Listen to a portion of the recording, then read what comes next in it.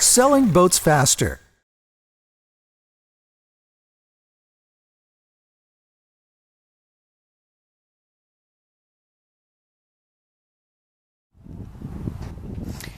Hello, my name's Suzanne MacDonald from Boatshed Kent. Today we're going to have a look at this very sturdy and well presented Kent 27 G-class sailing yacht. We'll start in the cockpit. You'll see from the still shots that there are plenty of locker space. The stern locker actually has room for 2 gas bottles. Have a look around the back here. You can see a swim ladder, and you'll get a better idea of the back from the still shots that I've actually taken. You can see the tiller with the extension handle on it, cleats,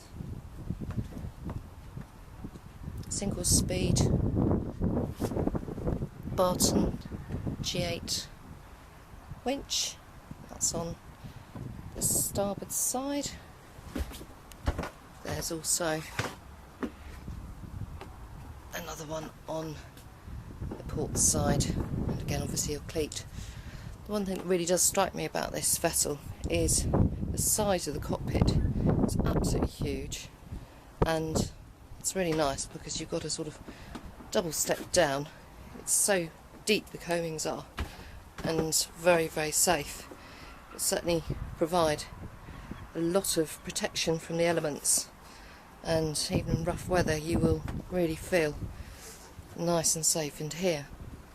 Now the owners kindly put the navigational equipment on as well. Again, you'll have a better detail of this from the specification and the still shots.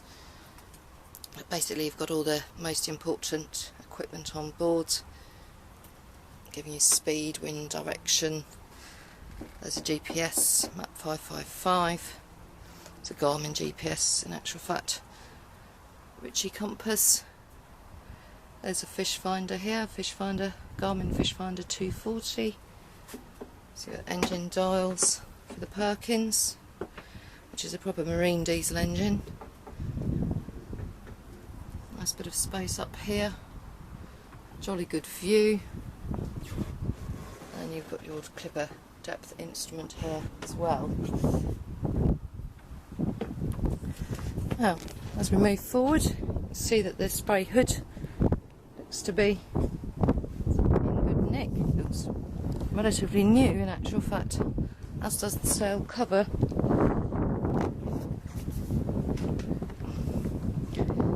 Now we're having a look at the coach roof here.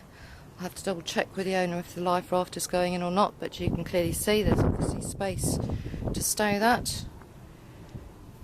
Do with just a little bit of touch up on the paint on this side. But generally speaking, she looks very good. Here we have master base. In a moment we'll take off the sail cover so we can have a look closer at the sails. Moving forward. This boat hardly moves as you move around it. It does feel very, very stable indeed. Got some good meaty deck gear here. Moving across, rotor stay furling equipment here. And as we look back you can see how the rigging all works as well. All running back aft here.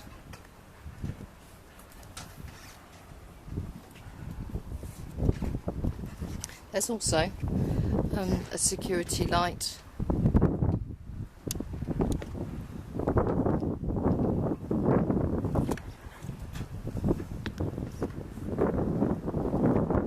all in all. She looks very well maintained.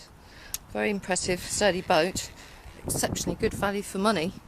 Ideally suited to a couple or family who, you know, fancy cruising around the UK or over to France. Very impressed. If you want to have a look at this boat, do contact me at boats@boatshed.com. butcheredmedway.com, and have a look at the website, which is obviously www.butcheredmedway.com. Just a note here, we have found an additional mainsail, which we think is a number 2 working jib, Genoa. There is the tent cover here for the cockpit. There are some nice wooden washboards, and there's also a perspex washboard as well, which the base is in the locker at the moment, and a fly net there, or mosquito net, should the need arise. Now we're going to have a look at the interior. A nice gentle rise down the steps here, and we're into the main saloon. You'll see from the still shots that the saloon berth on the port side converts into a very good size double berth. Table also comes out if you don't wish to have it there. Nice sized windows. The joinery looks in good nick, and more importantly so do the head linings. As we look around, you'll see an electrics panel here.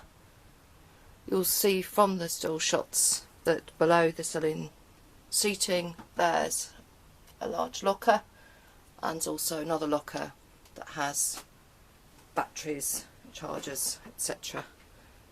inside.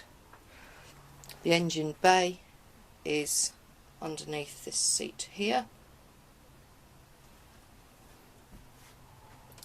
and on the port side it's all quite self-explanatory. We have got some navigational equipment, our radio there, which I'll give you more detail on in the spec.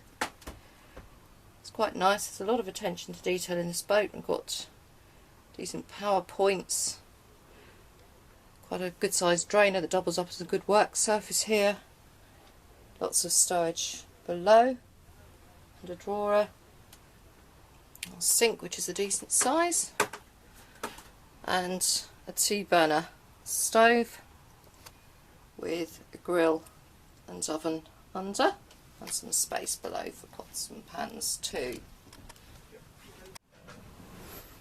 There's plenty of little hidey holes and stowage on board, cup holders and the like.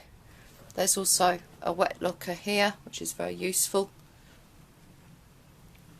And on the port side we've got a very good sized heads, very well proportioned, with sea toilet and wash hand basin, and some windows to let in natural light so you don't feel claustrophobic at all.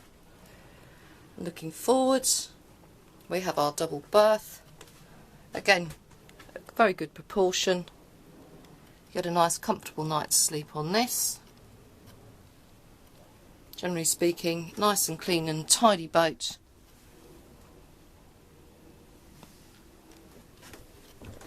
And she feels nice and dry too. We also have more storage space, obviously underneath the forward berth. There's also a hatch. As we look aft, to give you a general feeling of the space that this boat provides. Now we're going to have a look at the engine. If you have a look at the engine bay, it's fabulous access to get around for your general maintenance. I've got the owner here today, which is a bonus, and he's going to tell me a little bit about his engine and the maintenance.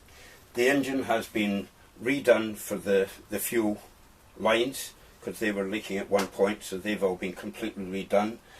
There's a new exhaust on within the last month, so that's all been completely professionally done. And otherwise it's a Perkins 35 horsepower diesel engine. She'll run and do about 6 to 8 knots depending on the tide, but very smooth, very easy going. Yes, they're very good engines, and very easy given the mechanical nature to get parts for and to fix as and when you need to, but they do go on and on for years. Thank you very much.